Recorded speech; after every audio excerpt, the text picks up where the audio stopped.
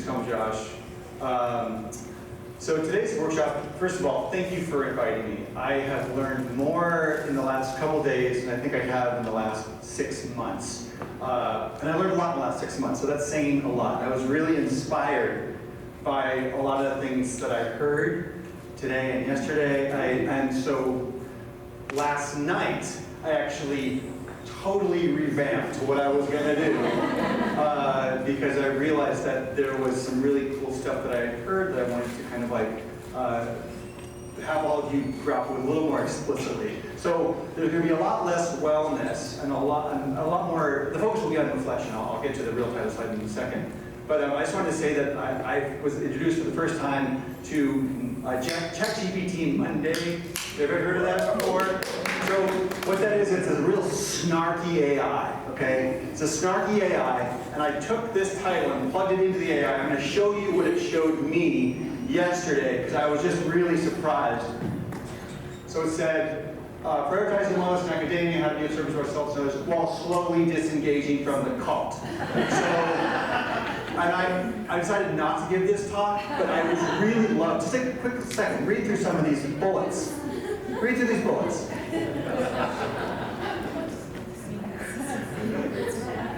I really like the third bullet. This is not a self-care session, it's a funeral for our delusions, which that hit kind of close to home for me. About when I've been in academia most of my career, that was kind of funny. Here's a couple more bullets. Academia's favorite lie, noble suffering. I thought this was yes, I'm here to suffer. Wellness as a weapon. Yeah. Don't worry, you'll be okay. You can literally take the original title, type it into Monday's ChatGPT, you'll get the same bullets. Yeah, these are pretty good, right? Yeah. And it said, well, we'll hand out mindfulness apps instead of fair pay. Any admins here? Okay, good job. Yeah, welcome. We need more pay, right? Okay. Here's the last couple. I just thought they were really. Nobody got damaged. I mean, I'd like to move around. That was clearly too much. All right, I'll just. Yeah, thank you. I like the first one. Dream sequence. You leave academia, sleep 8 hours. You read for fun. You have health insurance. That's a brilliant dream. Okay, and then I just thought, here we go. Here's your farewell to hospitals. So, yeah, I can log off. My exhaustion is not a bad sign. Okay. I'm not giving this talk, but I really like the idea behind it. I'll share these slides. You're welcome to share them with your friends. Here's the real title. It's way less snarky, and I'm not going to do any of those snarky things, but we are going to have an opportunity to do some discussions and reflection with some of our colleagues. So we'll focus on reflective practice and talk about how that it can be of service to ourselves and others. This is a photo I took. This is like across the road from my house in rural northern Arizona. We'll talk about those donkeys in a second. It's pretty, but it's really quiet. Yesterday, Chelsea took me to this museum for the first time. I was deeply moved. I cried a bit. And I about 3/4 of the way through, I was like, I'm overwhelmed, I'm totally full. I need to take a break. And luckily, this was right. I know, have you guys been there? Have you been to the Lakeland Museum? If you haven't gone, yes. Make this an essential for anybody who lives in Montgomery. I am so glad I went. This was the last part of that museum, and there's a room you can just sit. And Chelsea and I sat there for a couple minutes, we chatted a little bit.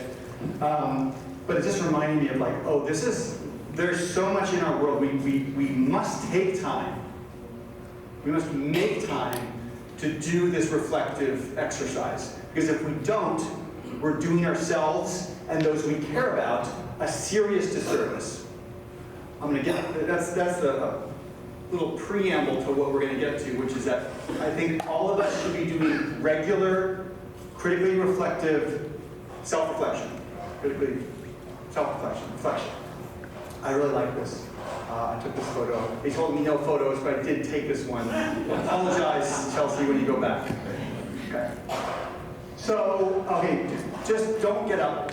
I was getting this whole thing where move around. I'm not doing that anymore. Some of you are still eating. At your tables are these little cards that I handed out, okay? Please pick one of those up. Turn to someone, your neighbor, they can be your friend, they can be someone you don't know, and take a minute and ask each other this question. The colored cards. The colored cards. I'm so sorry. Yeah, let me pull one of these up real quick. These are purple, green, and blue. See those? Okay. Turn to your neighbor, ask them this question. And, sorry. Hey, eyes up here. Okay. If you can hear me, show me your donkeys. If you can hear me, show me your donkeys. If you can hear me, show me your donkey teeth. If you can hear me, show me your donkey ears. If you can hear me, show me your donkeys. If you can hear me, show me your donkeys. Yes, yes. Okay. So very briefly, please introduce yourself, read the card, and then listen very carefully to your partner's answer. Okay? Prom, you guys are going to listen very carefully to your partner's answers. Cool? Okay. Go.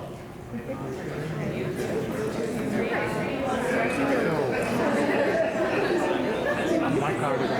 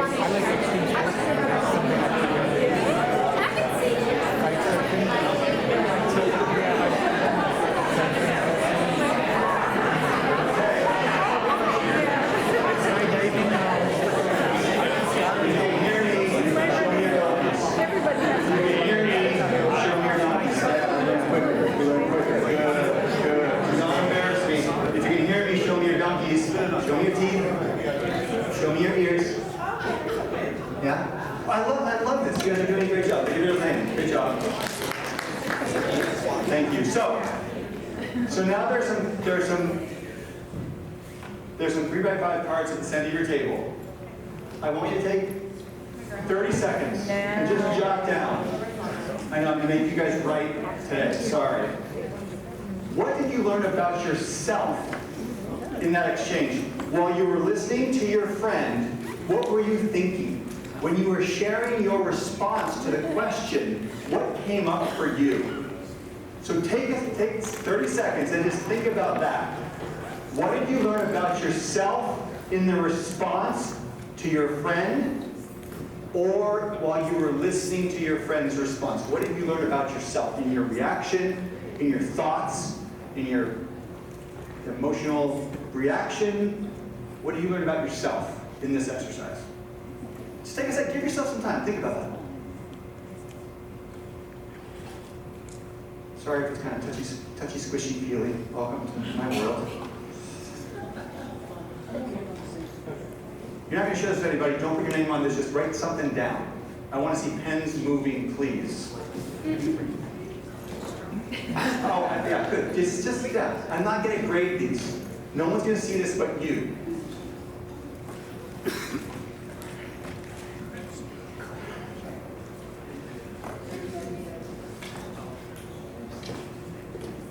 Did everybody write something down? You guys wrote something? You wrote something down? Yeah? People wrote stuff down? Okay. I don't want to read it. I just want to see that there's something that's written down on the card. Okay, good, good. Oh, pens. There weren't enough pens. My apologies. I should have got pens. Chelsea, next year we need more pens. Okay, so we did that. I made you guys think about that for a second. This was not like a deep, reflective exercise. This was a real quick experience. I want you to take a second and reflect on a very small exercise, okay? I'm going to argue that if we care about ourselves and the people that we interact with, we should be regularly reflecting on our practice. I know that not everybody teaches in this room. Some of us are administrators, some of us are students, some of us are doing all kinds of cool stuff. But that every one of us has an opportunity to think critically about what we do and why we do it. So what does it mean to practice something? Who's going to be brave to just be like, well, here's what practice means to me. Apply. Oh, yeah. Nice and loud. Whenever you're practicing, you are doing your best to try something that is perhaps new to you. Okay. You're practicing something that might be new to you. I like that. Apply. You're applying something. You're trying something. You're trying to apply an idea. What else? Yeah. Practice like you fight, fight like you practice. Okay. Okay. Yeah. Just slowing down enough to see what my mind's doing. Slow down enough to see what my mind is doing.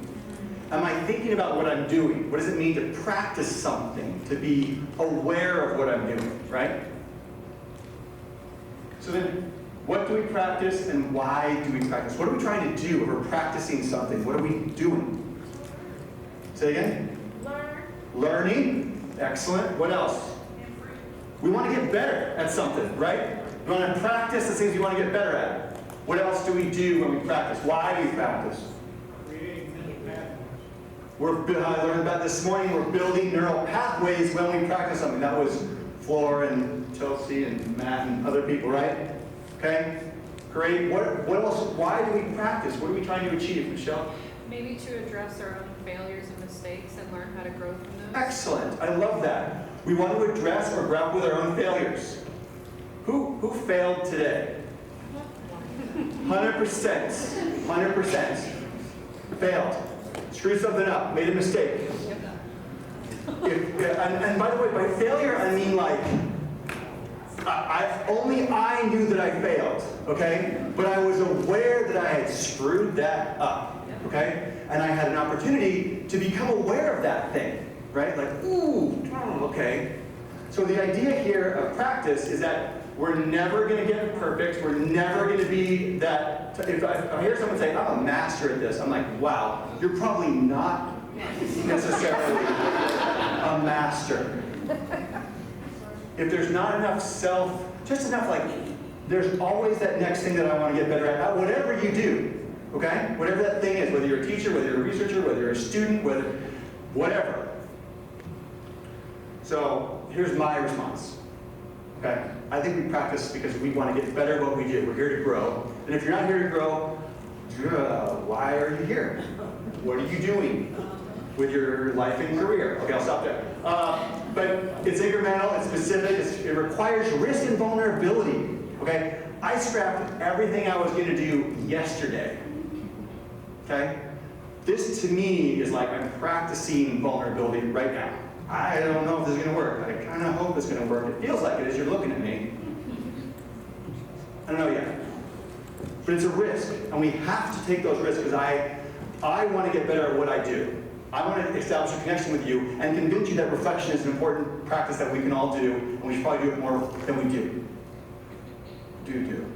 Okay. And I think it takes time. So here's my argument. Regular reflection helps us better serve ourselves and others.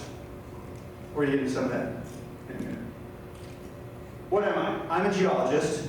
That's me in the Grand Canyon. Those are fossils. That's the Pete's sandstone. Those are like worms that were like, I'm in the mud, I'm super happy, 500 million years ago. And they died, and there's literally hundreds, thousands of feet of those kind of worm tubes that are just like hanging out. They're there. It's in the sandstone. It's amazing. I love that. Matt and I might go there this summer. I'm trying to convince Matt to come with me to the Grand Canyon this summer, and I'll do the rocks, and he'll do the bats. He studies bats. Yes, go team. I have mini donkeys. That's where this came from. That's Dusty on the left and Keith on the right. My wife, my spouse said to me, let's get mini donkeys. I'm like, let's not get mini donkeys. I failed badly. And now I am like, now they're my thing. They're my little babies. Just keep going Dusty. Yeah, they're mini, they're like tiny. They're like small things. But what do I do? This is my day job. I met Floor 3 years ago in Washington, D.C. Yeah, sorry about that. No, it's great. HMI. We had a lot of fun. They had this amazing espresso machine. We made as many espressos as we wanted, and Floor and I were like, it was a really good time. I've been at multiple universities. My current university is Embry-Riddle Aeronautical University, where I work with faculty and students and staff on thinking critically about what we do and why we do it. Why are we here? So the question, why are you here? Why do you do what you do? Is one that we should be, I think, revisiting often, frequently. If you haven't thought deeply recently about why you're doing what you're doing, today's your opportunity. I'm not going to trip again. What else do I do? I have a program called Students as Partners, where we have students. It's kind of like your Navigators program that the biology folks here do, and it's a really cool program. Ours is a little bit different. We embed students in the classroom, and we have them give critical feedback to the faculty member, okay? Which is like, the faculty member's like, what? Why would I want that? We're like, it's going to make you better. Your class is going to be way better. And the student's like, I don't want to give them feedback. I'm like, he says, don't worry, we told them that you're going to give them feedback, and they're ready for your feedback. Even though the faculty member, are they ready? Are you guys ready for feedback? Like every week, all the time. This didn't work well, professor, and here's why. No thanks. We convinced them that it's really good. These are my 4 of those people are students, and the older guy in the back is Ty, and the gal in the front is Amy. The other 4 are students who presented with us in Chicago last year at a conference. They ran a Students as Partners program to a room full of academics. And it was really cool, because they were practicing all the stuff we were talking about, vulnerability, why am I here, what are we doing, what can we learn from our students. So, and I encourage my faculty to do this regularly. I'm coming to realize, I've been doing this now for 15 years, that if we don't have a regular reflective practice, we are doing ourselves and our students a disservice. And the people we care about. Your community, I don't care where you are, what you do, if you're not thinking about what it is that you care the most about regularly, you're missing an opportunity to be of service. And these are the student partners at that conference in Chicago. So we're going to focus on those 2 ideas today. I'm going to get through this, and then you guys are going to do a thing, okay? I think to teach well and learn well requires reflection. There's tons of literature. I'm not going to share it all with you. If you're interested, let me know. There's a lot of literature on this. Reflection is really good for your brain. It's really good for you to be aware of what you do. We're learners too. Okay, we call this lifelong learning. If you haven't heard of that before, look it up. Okay? The idea, if you think you've hit some plateau, you're like, I'm good. I'm just going to hit repeat on that. That was a perfect semester. I'm not changing a thing. I would put up a little red flag and go, okay. Why are you that satisfied with what you do? Are you? Don't answer that question, just think about it. How often do you engage in regular reflective practice? So just take a second. You've been here for 2 days. Well, I guess 24 hours-ish.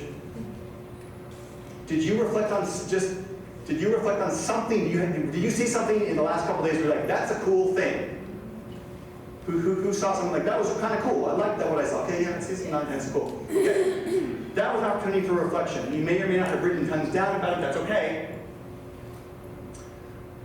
To me, this is where the heart of it's at. We need to look for opportunities to reflect on things that we care about. So here are things that I learned yesterday. My friend Casey told me about this cool podcast thing that he did, and it was like, he's like, that's a cool idea, I'm gonna try that. That took risk, that was vulnerable. He didn't know if it was gonna work. He tried it anyway, and he's like, here's what I'm doing to make it better. Boom, why did it work, why not? Perfect, loved it. Tamela had this great thing on leadership and how can we support each other, and these 4 ideas, perseverance and hope and a couple others. And then her question was, what's one step you can take to do this in your life, in your career, in your work? Reflect, think about that. Write that thing down. Perfect opportunity for us to reflect, okay? Small, but a good step. Kevin King yesterday, who saw that talk? Very moving. I couldn't believe it. Like, here's someone who's done amazing work in the face of, like, everyone's like, no, that's not gonna work. It worked. It worked amazing. And people are now like, hey, could you come and do that over here? Because I don't know how you did that. We don't know what you did. What did he do? He persevered. He's like, we're just gonna keep doing it. We're gonna keep talking about this vision that we hold. And to me, that was like deeply inspiring. So the question of how do I remain focused despite challenges like this? So these are things that I grappled with in the last couple of days. I had opportunities to reflect, okay? The key is that I'm not gonna necessarily reflect on all of them all at once. I'm gonna pick a thing. And then who are we here to serve? So just take 1 second. Think about, who do you serve? Who do you provide service to? Write that down on the back of your card. Who do you serve? Right? As long as you want, as much as you want. Who are you here to serve? In your work, in your spiritual practice, in your family? Write something down. By the way, if you don't write something down, that's okay. But I want you to reflect on that idea. Who do I serve? Now think about why. Why does that person or group matter so much to you that you need to be that you feel like I should be of service to them? What does it do for you? Write that down. What does that do for you? Why are you of service? If you're not writing, that's okay. I want to challenge you to write something down. There's tons of cards on your table. Grab 3. Okay, grab 1. Put down 1 sentence, a word. So, you guys okay? All right, cool. So let's go ahead and we're gonna. So I talked for too much. So let's go ahead and donkeys. Yeah, thank you. Appreciate that. So we're gonna practice now. I want you to take, we're not necessarily going to take 5 minutes, I want to take just a few minutes here, and I want you to think about something that you saw yesterday or today, and you were like, I want to try that thing. That thing is really cool. This is your opportunity to write some stuff on a separate 3x5 card or on the back of your current 3x5 card. Grab another one. I put 15 on each table. Be specific. What do you need to do to try that thing? Let's be authentic here. But I know I'm asking you to do work. You're like, well, how is this related to wellness? We're going to get there. Okay? You're asking me to do work, Josh. Yeah, it's work. Read the prompts. Write something down, please. Unless you're eating, you got to pass if you're eating. But the rest of you, think about one idea, one topic, one thing that inspired you, that moved you, that challenged you, that got you upset, that provoked you, something. You're like, I want to try something like that. Write it down, and then draft out a plan. Write down 2, 3, 4 things. What are the first steps you need to take to try that thing? Please do this now. That sounded directed. Tara, is that too pointed? I lost it. Okay, cool. You're not, all right. Can't talk about everybody else. Tara is provoked. I like that. Good. Yeah, it felt cathartic to say it like that. Social work. Social work. Ooh. Not a social work. Same. Sweet. Same season. I thought fall was good as a fall. What? I love you. All right. I'm going to shut up now. Please take 2 minutes and keep writing. To try to challenge yourself, write more than what you think you can write. Think more and write more.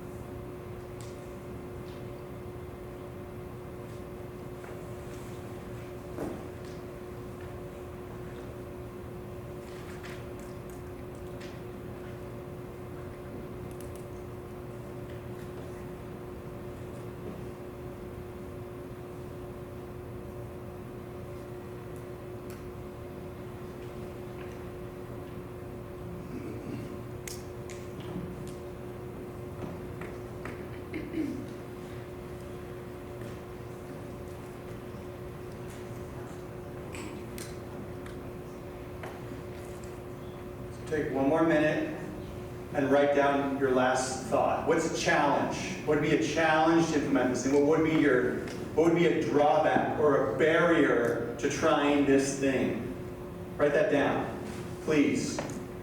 It sounded like a directive, please. I'm sorry.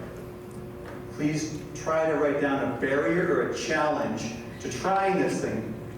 You should see fingers moving with.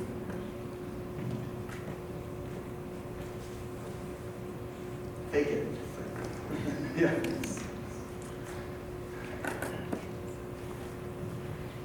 And when you're done, put your pen or pencil or iPhone or tablet or whatever down. So I can know you're done.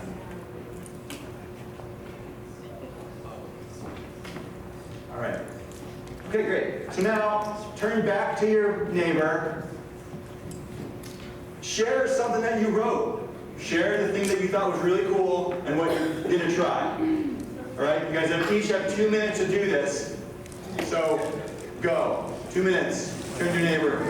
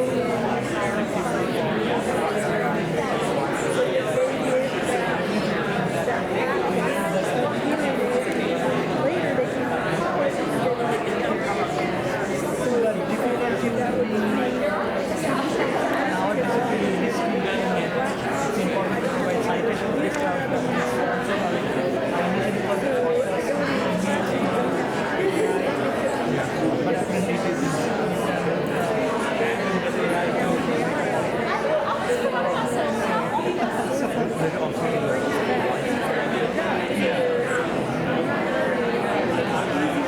so yeah, I mean, it's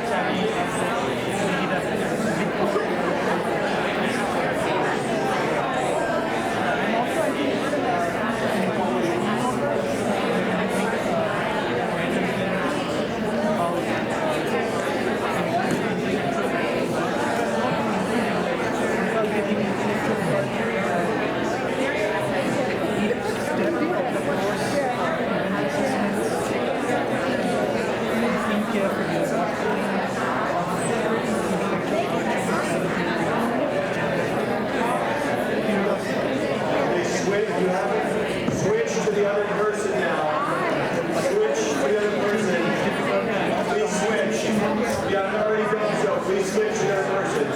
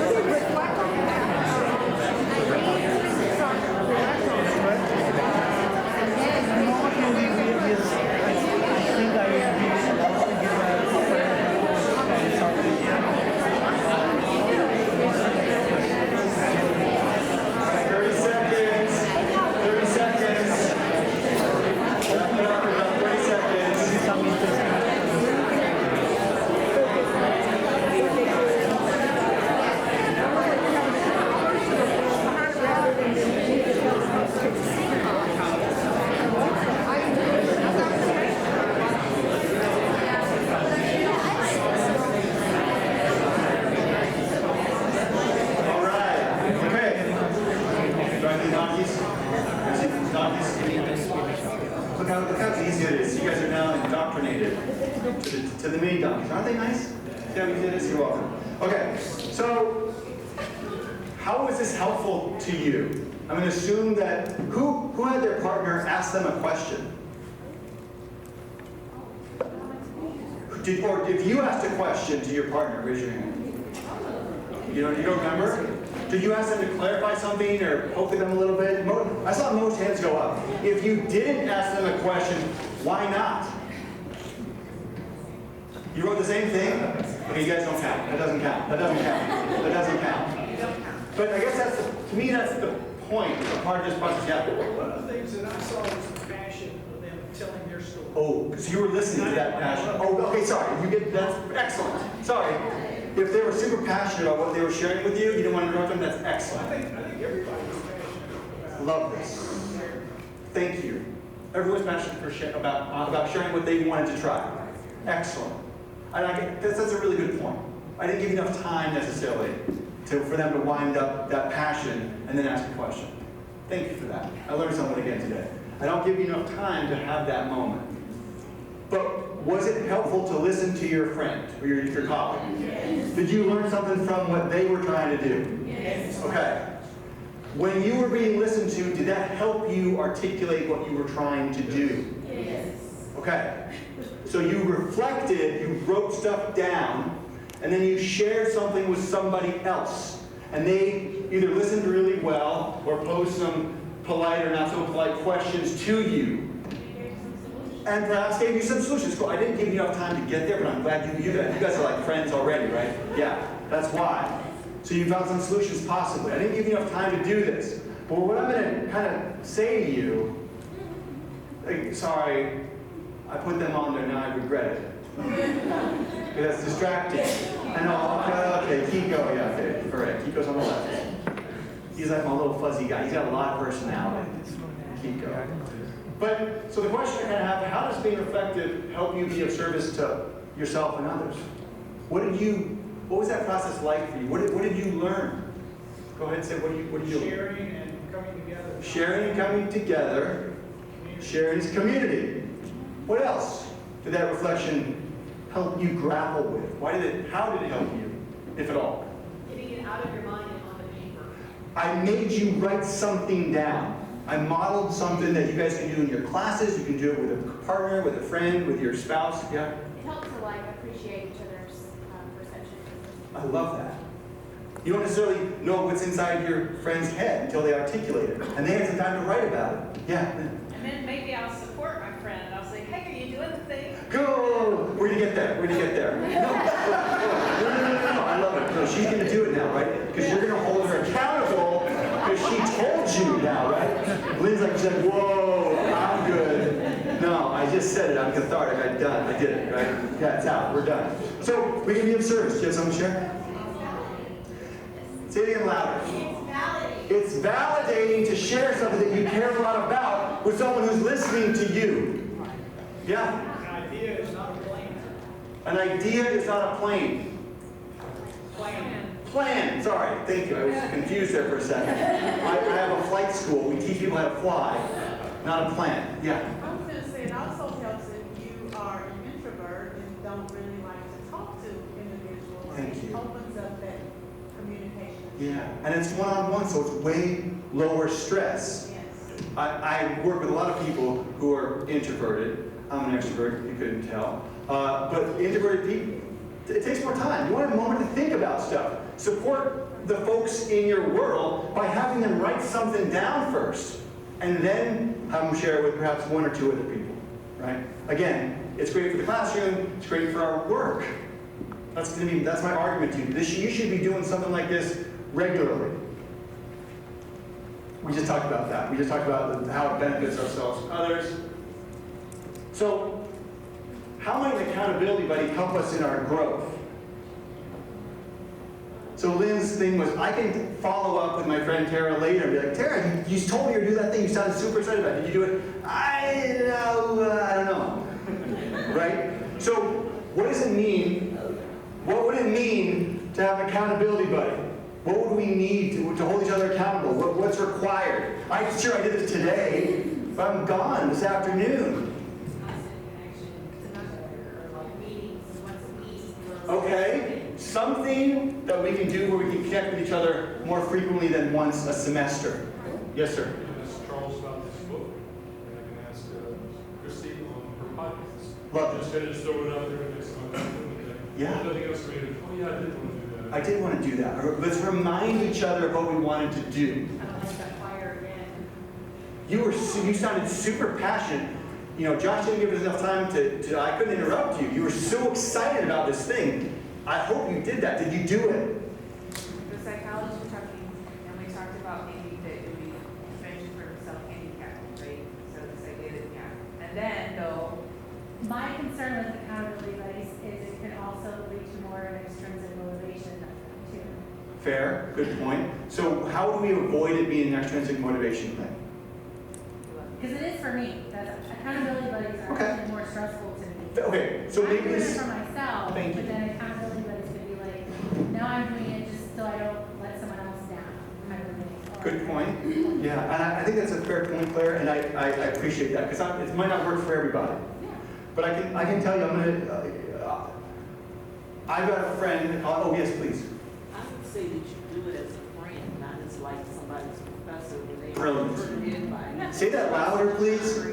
that you do it as a friend, the point that they were making about you just remember you were talking about such and such a thing, did you ever do anything with that? Or I thought that was a really great idea because a lot of encourage the passion instead of make it be a policing. I love that. I care about you. You cared about this thing. Well, you know, what would it take to get you to do that thing? I really appreciate that point. So I have a friend at my institution, and we talk about once a week. okay? And I'll reflect on something. I do it when I drive to work. I usually listen to books or music, and this last semester I stopped doing that. Cold turkey. Well, not totally cold turkey. I still do it occasionally. But I reflect in the car, and then once a week I'll talk to him and be like, hey, here's what I was thinking about this thing. He's like, okay. You know, well, what about that? I'm like, oh, okay, get back in the car. I gotta keep driving, because I gotta keep thinking. But he's serving as a friend, not as like a, you didn't do that? That's, no. It's like, why? What? Tell me more about that. And then I spoke to my, I got a twin brother. We look kind of like that over there. Which one am I? Don't talk about that. But he and I started doing a thing because he, don't tell him that I told you this, but he got close to getting fired recently. I didn't ask him if I could do this, but I'll just tell it just briefly. He made a mistake at his work.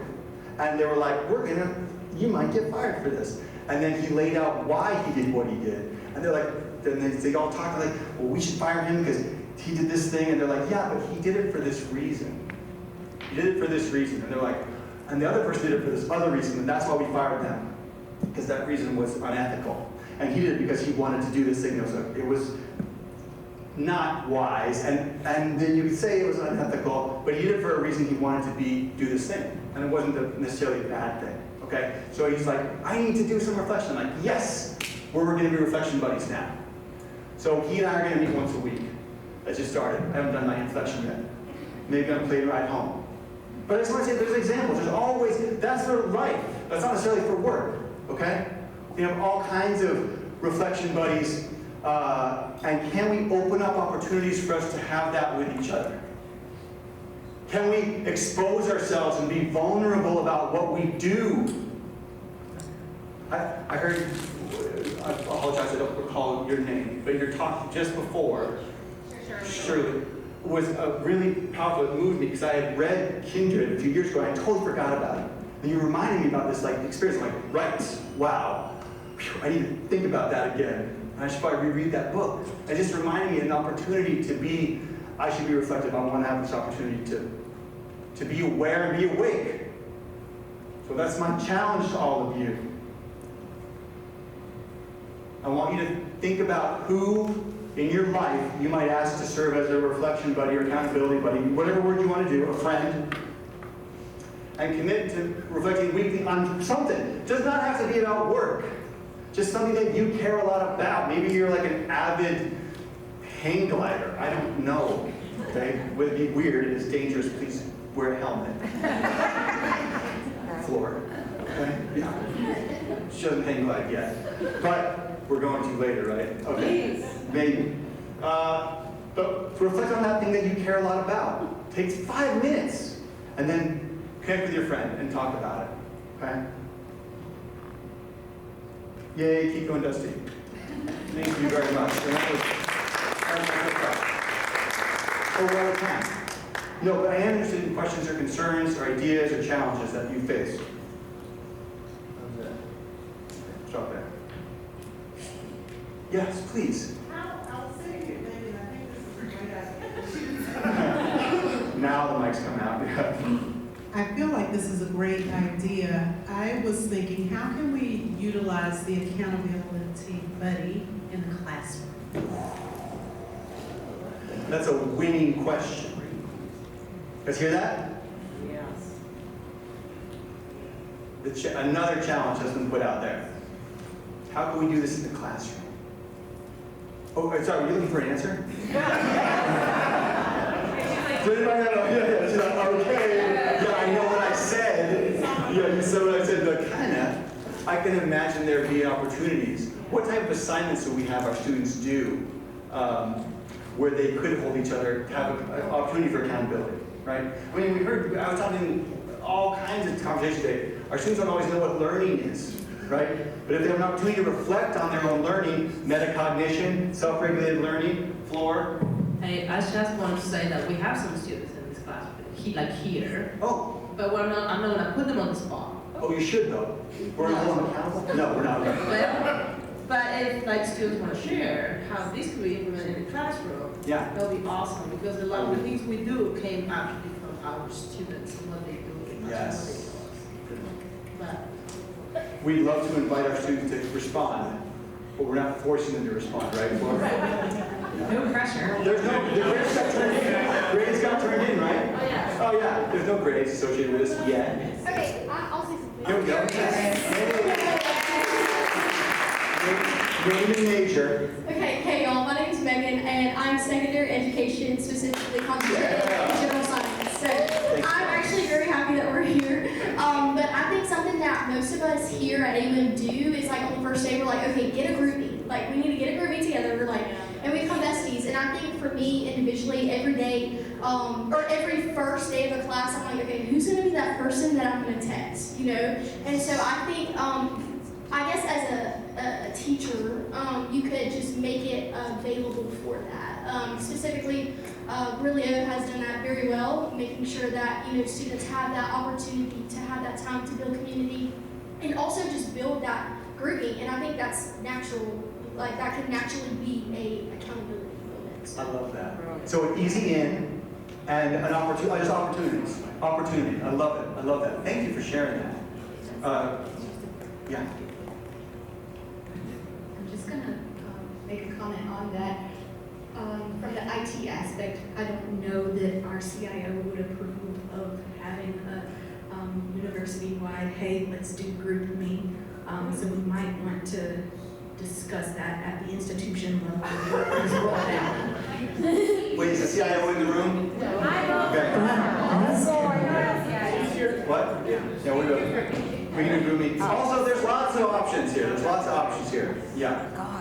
So, kind of echoing what was said a few moments ago,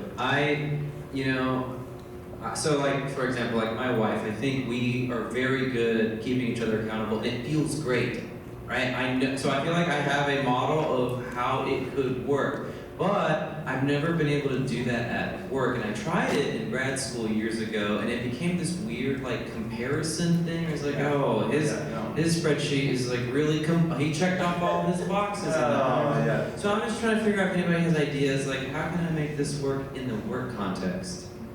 Chelsea? Got a response? No, avoid. I do. Because Tara and I are accountability partners. But one of the things that's really important in the work that we do, because we do a lot. In fact, Tara has said, stay away. Oh, you will? Oh, I Wait, what did you say? She will meet with me again weekly. Oh, there you go. Yeah, we took a break. We shamed her for doing that. But one of the things that is really big in the way that we work is that we make sure that we're giving each other grace. So understanding that stuff happens, and if something happens, the kid gets sick, right? I just couldn't do it. I wasn't feeling it today. Having the space to say that, and having your accountability partner go, okay, let's move on. And that's a very important piece of that puzzle, and that's where you get over the guilt and you get over the comparison, because then you are actually supporting each other. Or you give your accountability buddy a note card and a deadline, so they say no to things. Coupons. Yeah, if I fill it up, she buys me a beer. There you go. Talk about accountability. Yeah. Maybe a softer way of approaching this is instead of accountability, which kind of has a recipe. Yeah, it does sound. Maybe vision clarifying. When you get a chance to talk, say, so this was something you wanted to do, something you wanted to achieve, how's it going? And they go, well, started this, about that, and say, okay, well, it's been 6 months, and you really wanted this done by now, so maybe let's talk about your vision. What is it you actually want to do? And so spend time reflecting on their journey. Yes. And where we're going, so it doesn't so much have that. Process over product. I love that. Also, I just like the idea of lower the bar. Guys, let's not stress each other out. We're stressed. This session is about wellness, right? Please don't stress each other out. Yeah. So what I do with my student workers was something one of them actually brought me from her sorority, and I brought it to mine too. And it's called Rosebud, Thorn. So the thorn is a problem they're having, or something that they're facing, or some failure that they've been a part of. The rosebud is something they are looking forward to, And we do it in this order because you always end on a celebration, and we always celebrate it. And the rose is something they have done well lately. So we face our challenges, we look forward to the future, and we celebrate our wins in that order. That's a great practice. And I like that it's formal-ish, right? Yeah. So there's a system. Yeah, please. As a student, I would say accountability is good and all, but from someone that was also in the military, someone that was also in the military, sometimes the accountability piece isn't always there. Sometimes the motivation piece is there, but as a student working with other students, we all have to be aware that we're not all from the same backgrounds, and you also have to have good communication skills and talking to each other, and that works with accountability as well. And I think that point is really critical, which is that we need to really be able to listen to each other. Like, who practices active listening all the time? Sorry, who practices active listening? How about that? Who tries to practice active listening? Try, I know, there's a lot of caveats in there. But earlier, I told you to listen closely to your friend, right? So I challenge you to have an accountability buddy. I'm going to challenge you, we should be actively listening. If you're talking to somebody, please pay attention to them closely. I know that sounds, I don't know, come on, you guys psychology people? Yeah. Pay attention when someone's talking to you, right? Give your cognitive energy to the conversation. Say that there's terms, I don't want jargon, but go ahead. Jargon. To give your cognitive energy Yes. to the person in front of you and not the device or the email or the list in your bag. Yeah, sure. Thank you, Tara. I would also say be able to hear what they're silent about, because sometimes people communicate a lot about what they don't want to talk about. Thank you. Yeah. And be sensitive to people's body language. Okay, so I didn't talk about it, but in our Student Partners Program, we have our students, their job is to pay close attention to who's paying attention, who's on their phone, who's doing sending an email, who's like totally zoned out. And that's be like, hey professor, you didn't see that, wake up. This is an opportunity, you missed an opportunity. What's going on in your class where the students are not engaged? There's a problem. Thank you, Shirley. I love that. I think we're over time. Yeah, we're a little past time. Is there any final question, or do we get to everybody's? If you care about, there's more donkeys. But here's that wellness thing that a colleague of mine wrote. She's from psychology. If you guys want that, take a picture of it. I'll send you the slides. Just, exercise, drink water, go to sleep, okay? If you guys can take a moment and help me thank Josh for his time. You guys inspired me.